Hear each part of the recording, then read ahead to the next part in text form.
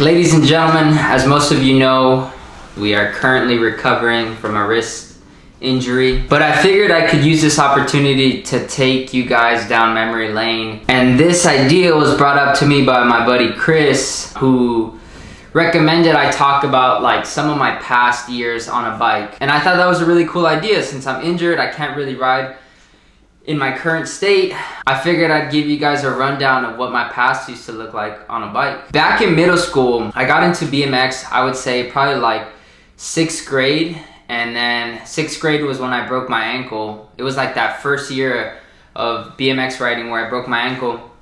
I healed up. I was still riding BMX probably like a year after my ankle healed up.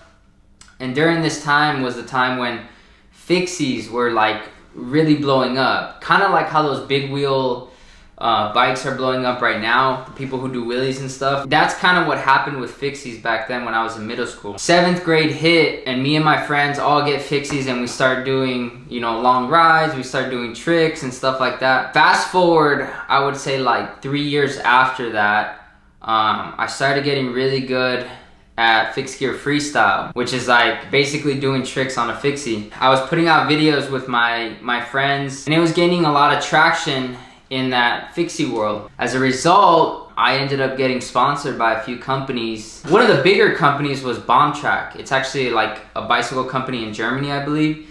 They reached out to me when I was about 15 or 16, I believe. And that company started like sending me gear, started sending me bike parts and stuff like that. And it was crazy because this was the first time in my life that I had ever been given something this big, you know, and I took it as like a blessing because I was able to get all this stuff for free, and it was all because of my riding at the time. I also got picked up by a company called Fixie, which is like a clothing brand in Long Beach, and then I also got picked up by a strap company called Royal Handmade Customs, and they basically made straps for your pedal so your foot can slip in as you're doing tricks and stuff. It's kind of like, it's like having clips for Fixies basically. But that company, Bombtrack, was such a good experience. They don't make Fixies anymore. They kind of stopped producing Fixies once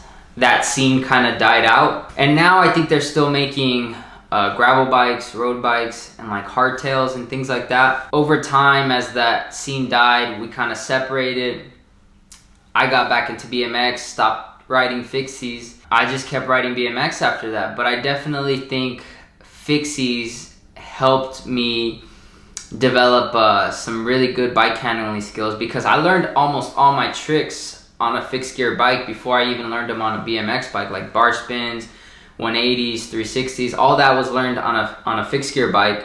And those bikes are a lot bigger than a BMX bike, so I feel like it helped me develop a lot of strength and bike handling skills, which was cool. But the video I'm about to show you was done back when I was in high school, and it was filmed and edited by my good friend Peter.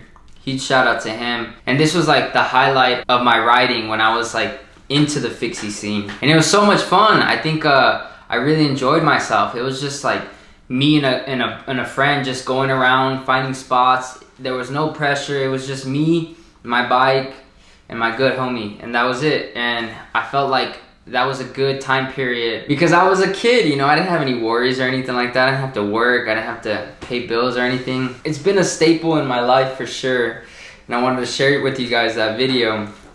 So without further ado, hope you guys enjoy. Allow me to introduce myself. Who knows what dastardly crime he might perpetrate next? He's a very clever arch criminal who must be put away. Another innocent victim of suicidal mania.